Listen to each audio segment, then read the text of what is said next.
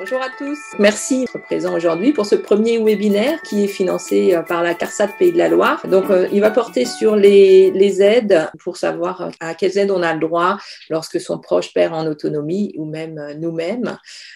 Donc ça va être une présentation par Virginie Portet qui est responsable de la Maison des aidants de Nantes.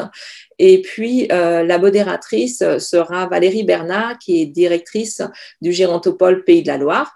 Et puis, moi-même, Jocelyne Guillon, je suis à la technique et pour gérer le chat, la conversation. Donc, les Tutonomies, c'est une web-série qui est sur YouTube depuis 2019. Ça a été mis en place avec Malakoff Humanis et des experts du médico-social. Donc, c'est des petits tutoriels pour aider au quotidien les personnes qui soutiennent un proche en perte d'autonomie.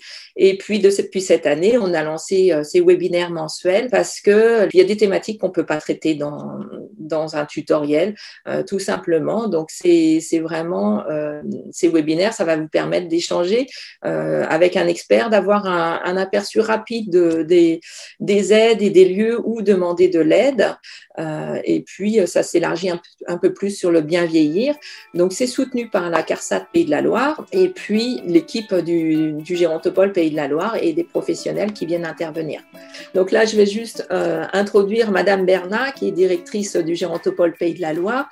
Elle est docteure en pharmacotechnie. Elle a été chef de projet et recherche et développement, puis développement industriel chez Sanofi Aventis. Ensuite, elle a travaillé chez AFNOR. Maintenant, depuis 2017, elle est directrice du Gérontopole Pays de la Loire. Et là, je vais vous laisser présenter rapidement, Valérie, le Gérontopole et puis ensuite introduire Virginie qui va faire la présentation. Bon webinaire à tous. Merci Jocelyne. Le Gérontopole en deux mots, une association de loi 1901 qui regroupe à peu près plus de 200 adhérents, acteurs du bien vieillir sur le territoire ligérien. On va y retrouver des institutions, des organismes de formation, des hôpitaux, des CHU, juste évidemment des entreprises et puis des caisses de retraite, tu citais la CARSAT, mais également des usagers, c'est-à-dire des associations d'usagers, car innover pour le bien vieillir, c'est bien, mais avec et non pas pour, c'est encore mieux. Voilà, donc un Gérontopole qui est né en 2010 et qui, pour agir, va agir sur deux pans, à la fois l'approche et le sang et la santé, c'est l'aspect gériatrique, et puis l'aspect gérontologique qui est plutôt une approche sociétale. On agit pour aujourd'hui pour penser le demain, c'est vraiment l'objectif, avec une dimension prospective.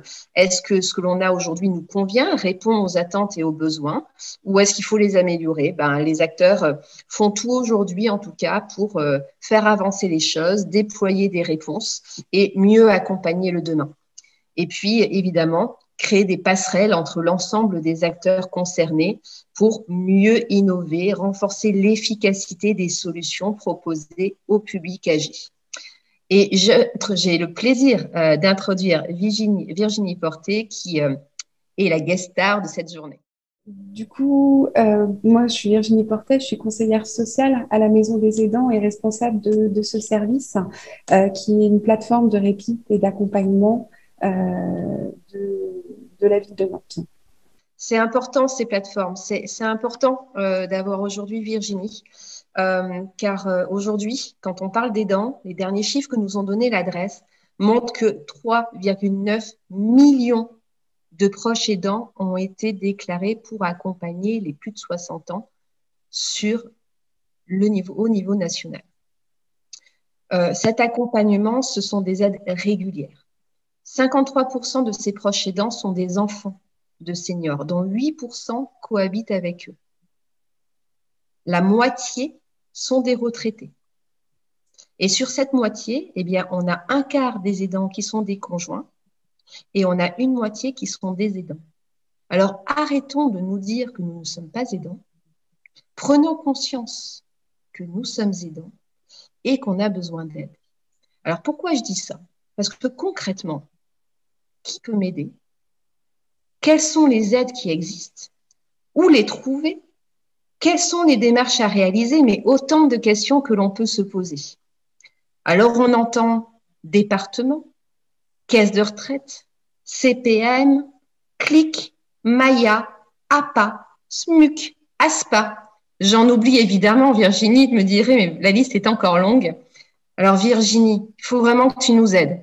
On a besoin de toi pour mieux comprendre ces éléments. On a besoin de toi pour nous aider à comprendre un peu cet espace gérontologie qui peut nous aider, nous les aidants. Alors, je te laisse la parole et on est tout oui. Merci beaucoup. Le temps qui m'est imparti est relativement court pour être exhaustive et répondre à toutes ces questions qui sont posées. Donc, je vais être très généraliste dans ma présentation. Après, on pourra revenir en détail dans les questions sur certains sujets. Et puis, moi, je reste disponible à la Maison des aidants pour répondre aux demandes. En préambule, dans ma présentation, je voulais déjà répondre à une question. Un aidant, c'est quoi? Un aidant, c'est qui? Puisqu'on parle beaucoup des aidants et peu de personnes s'identifient en tant qu'aidant. Donc, un aidant, c'est une personne qui intervient à titre non professionnel auprès d'une personne dépendante de son entourage pour les activités de la vie quotidienne. Donc, on peut être aidant d'un parent, d'un frère, d'une sœur, d'un enfant, d'un conjoint, mais aussi on peut être aidant d'un voisin, d'un ami, de toute personne de son entourage. Moi, j'ai coutume pour dire à la Maison des aidants, on est aidant à partir du moment où on se fait du souci pour un proche. À partir du moment où, dans la journée, on va se poser la question, est-ce qu'il a besoin d'aide pour ses courses? Est-ce qu'il a bien pris son repas? Et là, il faut que je pense à prendre rendez-vous chez le médecin. À partir du moment où on a déjà une charge mentale, dont on parle souvent, on est aidant de son proche. On devient aidant donc d'une personne parce qu'elle est malade, en situation de handicap ou en perte d'autonomie liée à l'âge. Pour ma présentation sur les aides et les dispositifs, je vais surtout m'intéresser à ce qui existe pour les personnes de plus de 60 ans, pour les dispositifs pour les personnes âgées de plus de 60 ans. Dans un premier temps, quand on a des questions, quand on veut savoir si on peut mettre en place des aides, quand on veut connaître les services à domicile, des questions par rapport au transport adapté, par rapport aux soins à domicile, il faut avoir un réflexe pour les personnes de plus de 60 ans, c'est de contacter le CLIC.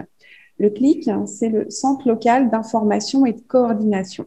Donc, ce sont des professionnels qui peuvent se déplacer au domicile des personnes de plus de 60 ans pour faire une évaluation de la situation et proposer des réponses adaptées, proposer des conseils et un accompagnement. Et ils peuvent au besoin aussi accompagner dans les démarches, dans la réalisation pour compléter des dossiers de demande d'aide financière qui peuvent être difficiles à compléter, qui peuvent prendre du temps.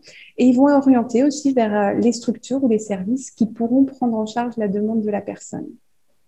Donc, au niveau national, tout le territoire est couvert par des CLIC, les centres d'information et de coordination. Après, dans certains départements, les CLIC ne sont plus sous le nom de CLIC, mais ils peuvent être sous d'autres noms. Par exemple, en Vendée, les professionnels des CLIC ont été intégrés au sein des maisons des solidarités et des familles. Suite à cette autonomie, vous aurez un ensemble de liens de sites internet qui vous permettront de trouver les coordonnées des services en proximité par rapport au lieu d'habitation du proche que vous accompagnez. L'autre réflexe quand on veut de l'information et quand on veut être orienté vers des dispositifs, ça peut être de prendre contact avec le CCAS, le Centre communal d'action sociale de sa commune, qui permet d'avoir un premier point d'information et d'orientation et qui parfois va orienter vers le CLIC de son territoire. Comment on évalue la perte d'autonomie des personnes de plus de 60 ans? Il existe une grille qu'on appelle la grille AGIR qui permet de définir le GIR. Donc, ça fait beaucoup d'acronymes. Le GIR, c'est le groupe ISO ressources. C'est une échelle qui va de 6 à 1, donc du GIR 6 au GIR 1. Quand on est GIR 6, on est une personne autonome et plus on a de difficultés dans le quotidien, plus son GIR va diminuer. Et une personne qui est GIR 1, c'est une personne qui va être alitée et qui a besoin d'aide pour tous les actes dits essentiels de la vie quotidienne. Qu'est-ce qu'on prend en compte pour calculer le GIR? On prend en compte la capacité de la personne à se lever, s'asseoir, donc faire ses transferts, à faire sa toilette seule ou avec de l'aide, à s'habiller seule, à gérer ses repas, donc c'est-à-dire porter les aliments à sa bouche, à gérer sa continence ou son incontinence, à pouvoir sortir du domicile, à pouvoir se déplacer dans son domicile. Et puis, on prend en compte la cohérence et l'orientation.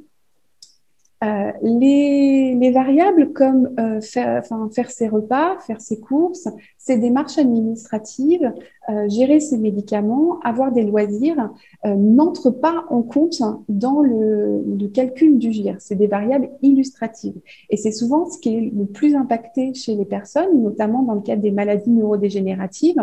Et c'est souvent sur ces actes du quotidien que les aidants interviennent en premier. Donc le GIR, la grille à GIR, elle est complétée par le médecin. Elle peut aussi être complétée par les professionnels du social et du médico-social pour pouvoir orienter la personne vers les bons dispositifs. Parce que souvent, quand on rencontre des professionnels, une des premières questions qui est posée, c'est est-ce que vous connaissez le GIR de votre proche? Pourquoi? Parce qu'en fonction du GIR, on va orienter vers les aides financières des caisses de retraite ou vers les aides financières du département au travers de l'APA, l'allocation personnalisée à l'autonomie. Pour les personnes qui sont en GIR 5 et 6, donc ce sont les caisses de retraite et notamment la CARSAT, qui est la caisse de retraite pour les personnes du régime général, qui accorde des aides financières pour pouvoir aider les personnes à mettre en place une aide à domicile, une téléassistance, le portage de repas. Cette aide de la caisse de retraite, elle est d'abord soumise à un critère d'âge, il faut avoir plus de 75 ans, et ensuite à des critères de ressources. Pour les personnes qui ont un GIR 4 à 1, c'est l'APA, l'allocation personnalisée à l'autonomie, qui intervient, ce qui est une aide du conseil départemental. L'APA, donc, elle peut servir à financer des dispositifs au domicile, tout ce qui concerne l'aide à domicile, de l'accueil de jour, de la téléassistance, du portage de repas, de l'hébergement temporaire. L'APA, elle peut aussi servir à financer des heures de répit pour les aidants. Le répit à domicile, c'est la possibilité d'avoir une personne qui vient pour des interventions bienveillantes, rassurantes auprès de la personne en perte d'autonomie pour permettre à l'aidant de sortir de son domicile, de pouvoir, par exemple, pratiquer une activité dans une association, des cours de yoga, par exemple, tout en ayant l'esprit tranquille, en sachant son proche accompagné. Et puis, c'est aussi une forme de stimulation pour les personnes. Que ce soit pour les aides au niveau de la caisse de retraite ou au niveau du département au travers de l'APA, il y a toujours une évaluation qui est réalisée au domicile pour évaluer la situation de la personne en perte d'autonomie et pour avoir une information du conseil et une orientation sur tous les dispositifs qui peuvent être mis en place. C'est aussi une information sur les aides techniques qui peuvent être mises en place au domicile de la personne. En complément de ces dispositifs, les caisses de retraite complémentaires peuvent mettre en place aussi des aides financières. Vous avez notamment les caisses de retraite de l'AGIF et de l'ARCO qui ont créé des dispositifs. Ils peuvent financer des aides à domicile momentanées pour les plus de 75 ans, pour les personnes qui n'ont aucune aide à domicile au travers des caisses de retraite, de la CARSAT ou au travers de l'APA. Quand il y a une sortie d'hospitalisation, les caisses de retraite peuvent financer un certain nombre d'heures pour favoriser le retour à domicile. Donc, chaque caisse de retraite complémentaire a des dispositifs et donc il faut se rapprocher de sa caisse de retraite complémentaire pour pouvoir connaître les aides. Quand on est aidant, on est souvent en recherche donc, de lieux d'information pour pouvoir mettre en place des dispositifs au domicile de son proche, mais aussi des lieux de soutien. Parce qu'on peut se sentir en difficulté et c'est tout à fait normal. Quand on accompagne un proche, il ne faut pas culpabiliser de se sentir en difficulté, de se sentir épuisé, d'avoir le sentiment que son proche nous demande beaucoup de mobilisation. Et donc, il existe des lieux de soutien pour les aidants. D'abord, les associations de famille. Vous avez plusieurs associations de famille qui regroupent les personnes atteintes de pathologies et puis les personnes, les aidants comme France Alzheimer, France Parkinson, France AVC, qui peuvent apporter de l'information, du soutien psychologique aux aidants, mais qui peuvent aussi proposer des activités collectives. soit pour la personne malade, soit pour l'aidant, soit pour l'aidant et la personne malade.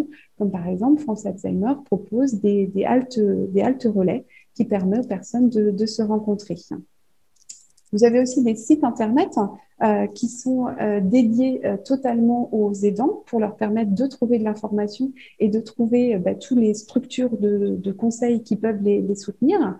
Sur la Loire-Atlantique, vous avez un site qui s'appelle aidant44.fr qui permet de regrouper toutes les informations à destination des aidants et qui n'est pas uniquement à destination des aidants de personnes âgées, mais vraiment de tout type d'aidants. Donc, on vous a préparé aussi une petite liste de structures de sites internet qui peuvent vous apporter du conseil. Pour pouvoir avoir du répit, les personnes peuvent solliciter les accueils de jour, c'est-à-dire pouvoir faire accueillir son proche dans des structures à la journée pour des activités de stimulation.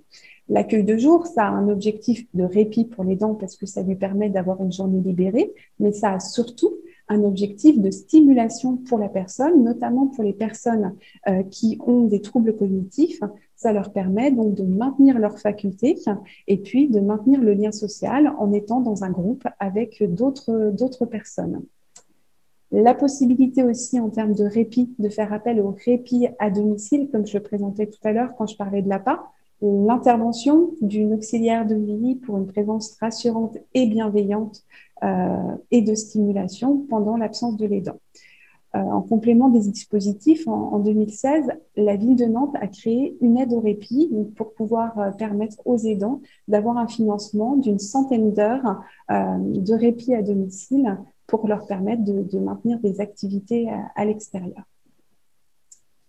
Enfin, dans les besoins, les aidants peuvent aussi avoir besoin de s'absenter pour une hospitalisation, pour prendre du temps pour eux, pour partir en vacances. Et donc, si leurs proches ne peuvent pas rester seuls à domicile, l'option qui est possible, c'est l'hébergement temporaire. Donc, l'hébergement temporaire, c'est la possibilité que son proche soit accueilli dans une structure d'hébergement dédiée qui ne fait que de l'hébergement temporaire, ou bien dans un EHPAD. Dans un EHPAD, c'est un établissement d'hébergement pour personnes âgées dépendantes, plus communément appelé maison de retraite. Donc, l'EHPAD peut accueillir pour une durée d'1 semaine à 3 semaines, à 3 mois, pardon, donc 3 mois consécutifs ou fractionnés sur une année. L'hébergement temporaire a un coût qui est environ le coût d'un EHPAD, mais l'APA peut intervenir pour financer l'hébergement temporaire. Dans les structures de soutien aux aidants, donc il existe les plateformes de répit et d'accompagnement comme la Maison des aidants. Donc des plateformes de répit et d'accompagnement, vous en avez aussi sur tout le territoire national, qui ne s'appellent pas toutes Maison des aidants et ça peut être un peu parfois difficile de se retrouver. Donc vous avez également le lien pour le site permettant de trouver les plateformes de répit les plus proches de votre territoire.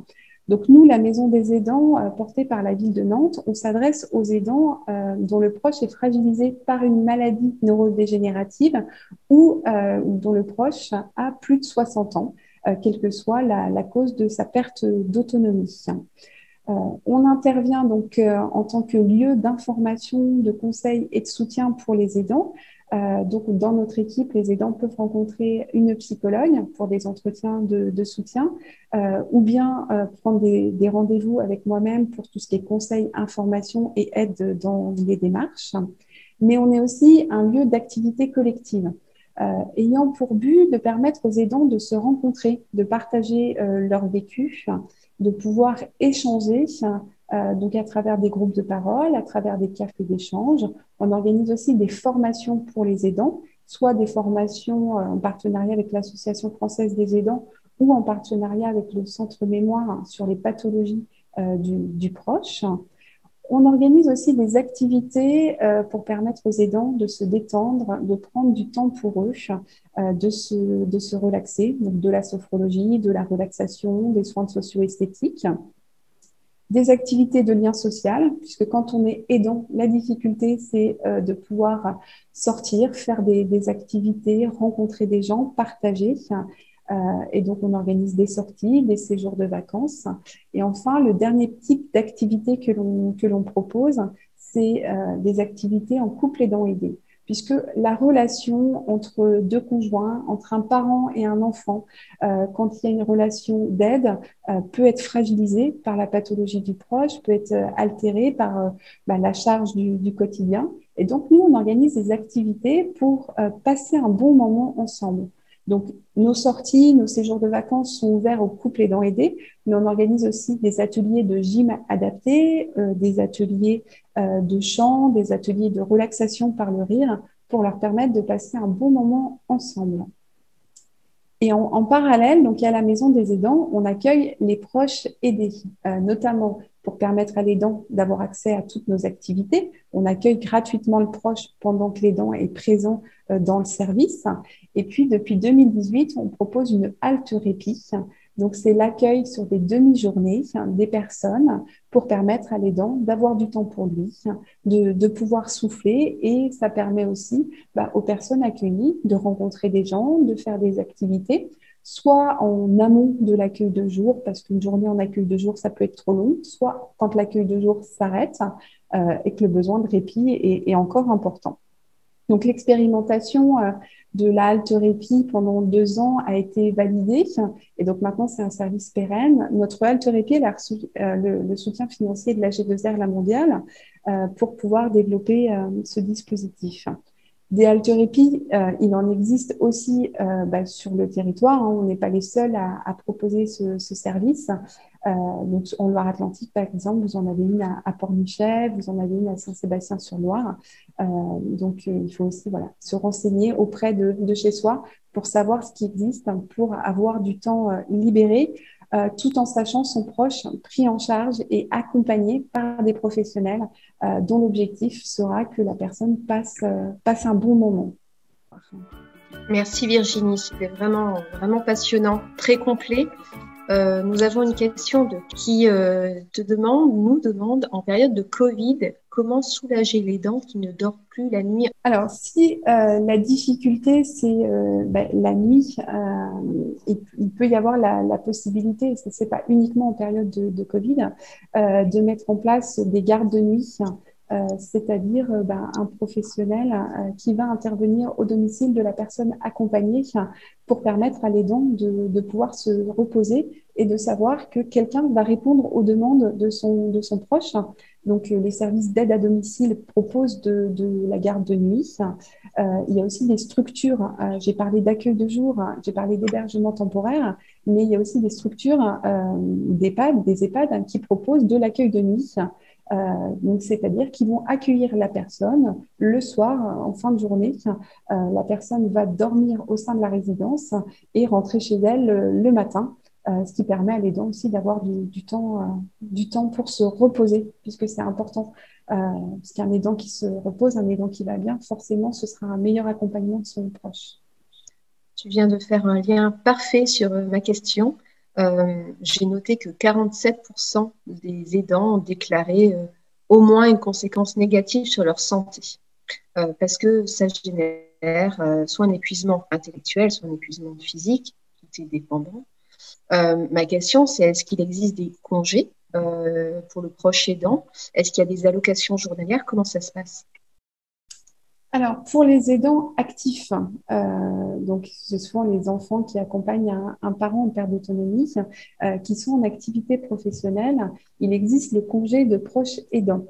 C'est la possibilité de s'absenter de son travail pendant 3 mois, renouvelable plusieurs fois. Il faut faire la demande auprès de son employeur pour pouvoir bénéficier de ce congé de proche aidant. Depuis peu, ce congé de proche aidant, donc depuis octobre 2020, ça peut être indemnisé.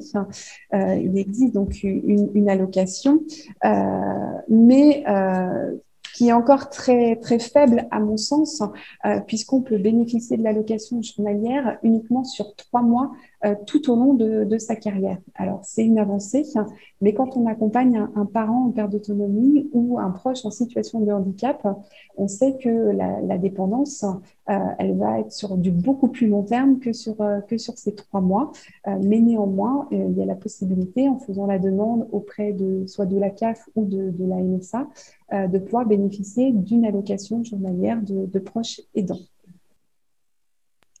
Merci. Et tout à l'heure, on sait que pour accompagner, ou en tout cas pour soulager l'aidant et pour mieux accompagner l'aidé, tu parlais d'aide technique. Oui. Sur les aides techniques, il existe pléthore d'aides techniques aujourd'hui. Comment être accompagné dans son choix par rapport à ces aides techniques, de sorte à, quelque part, à vraiment aider l'aidé et quelque part aider l'aidant. Alors, sur le choix des aides techniques, c'est toujours difficile. Moi, je trouve important qu'il y ait des conseils de professionnels. Commander des aides techniques sur Internet, c'est pas toujours adapté à la situation de son proche.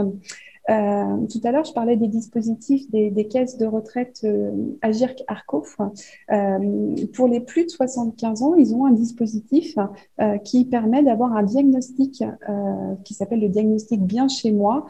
C'est un diagnostic d'une ergothérapeute qui va pouvoir évaluer les risques liés au logement et évaluer les besoins d'adaptation dans le logement et éventuellement faire des conseils en aide technique.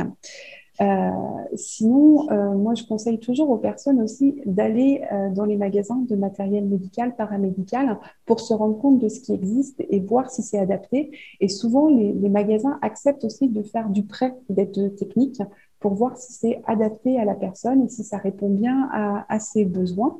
Donc, soit un bilan avec une ergothérapeute, soit la possibilité d'aller en magasin. Et puis, en Loire-Atlantique et notamment à Nantes, on a la chance d'avoir une structure qui s'appelle le CREAT, qui est un centre de ressources en aide technique. Et donc, c'est un showroom où on peut découvrir l'ensemble des aides techniques qui existent pour adapter un logement. Et donc, cette visite peut être accompagnée par une ergothérapeute qui, en fonction des difficultés de la personne, va pouvoir présenter les aides techniques et permettre donc à la personne de pouvoir tester les aides techniques avant de les acquérir, puisque toutes les aides techniques ont aussi un coût.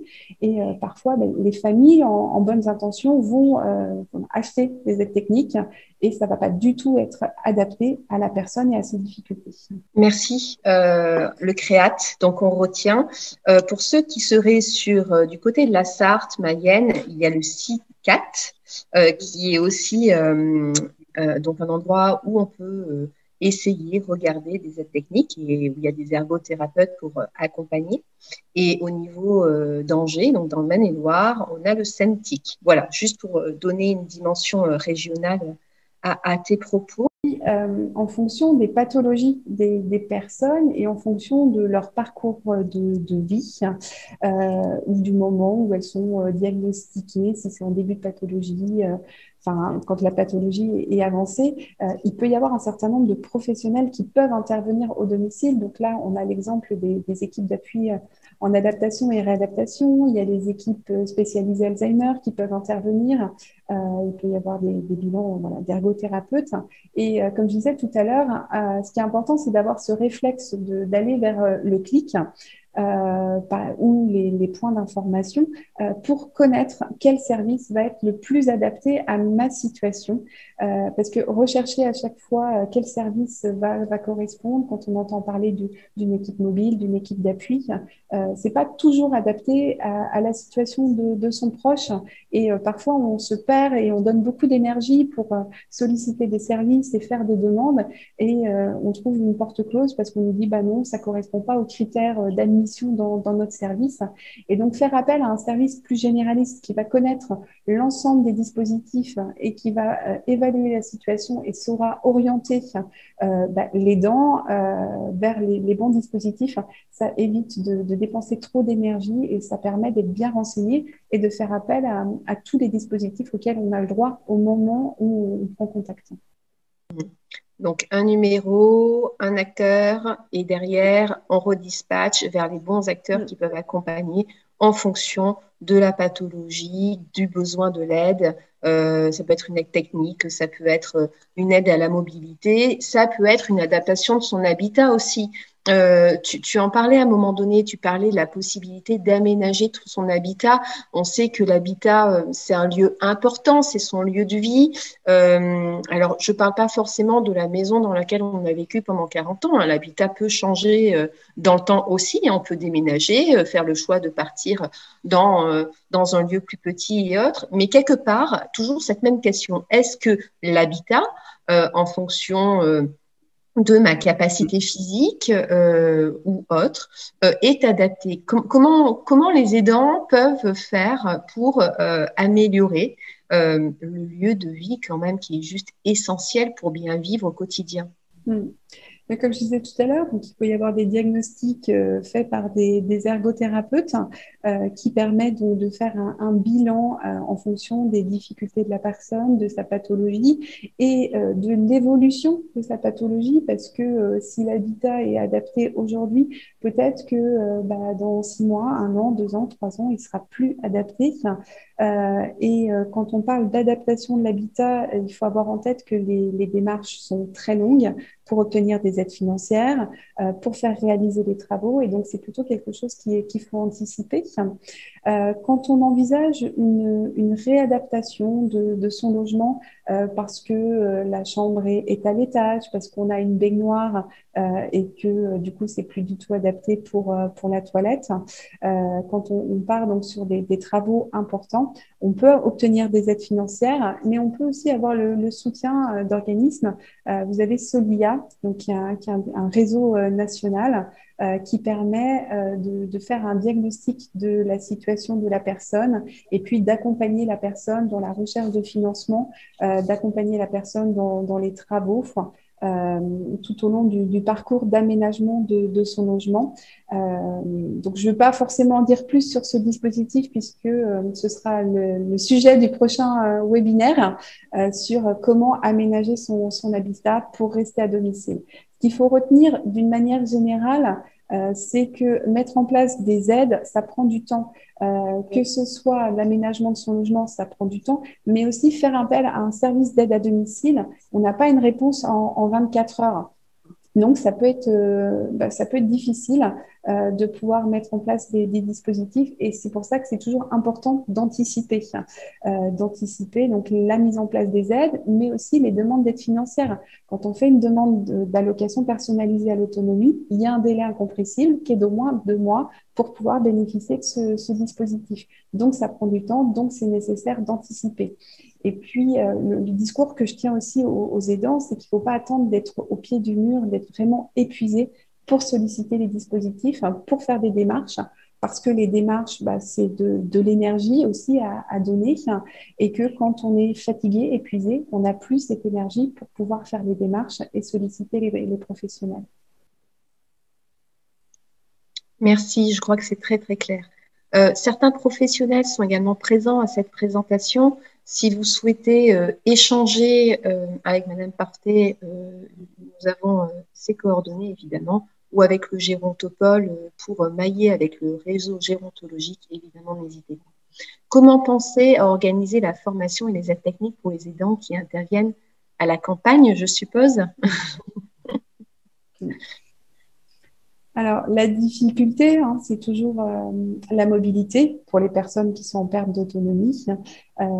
Comment on peut mettre en place des dispositifs qui vont favoriser la mobilité des personnes.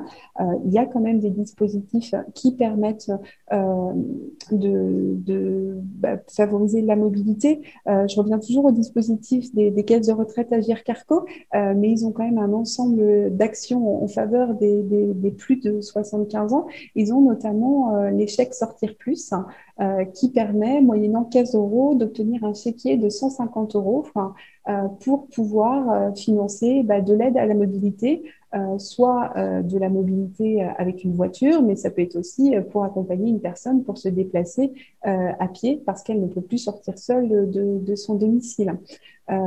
Et puis, il existe aussi des réseaux de transport bénévoles dans le secteur rural notamment qui permettent de faciliter les déplacements des personnes pour pouvoir accéder à des dispositifs ou à des formations.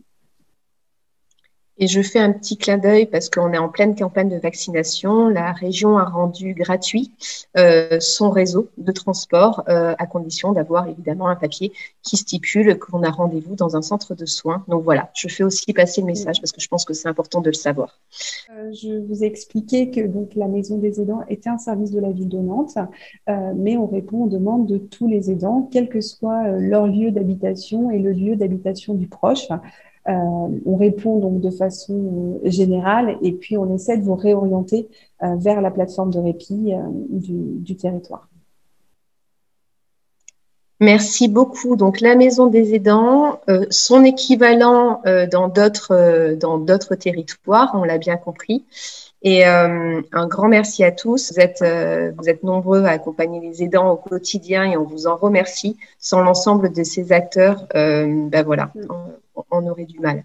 Donc, n'hésitez pas à contacter donc la Maison des aidants sur Nantes, son équivalent sur les autres territoires, un numéro unique, le CLIC, ou alors le département, MDA ou son équivalent, pour avoir une entrée et derrière un accompagnement qui soit personnalisé à la situation.